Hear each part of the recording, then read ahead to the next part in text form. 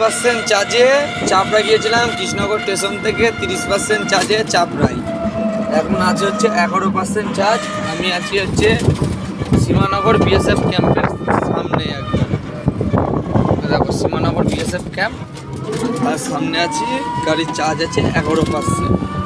ঠিক আছে, আজকে দুবার চার্জে বসিয়েছি, শুধু ঘন ঘন বেশিরভাগ চাপড়াই ভাড়া গিয়েছি।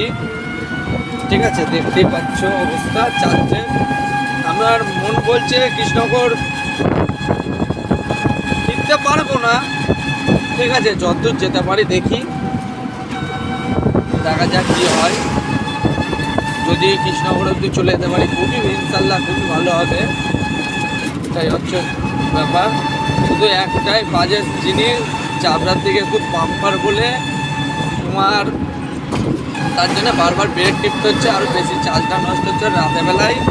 এদিকে লাইট মাইট চালাচ্ছি, তার জন্য হচ্ছে বেশি চার্জটা নষ্ট হচ্ছে। ঠিক আছে গাইস, যেন আমি বাড়ি যেতে পারি এইটাই চাই।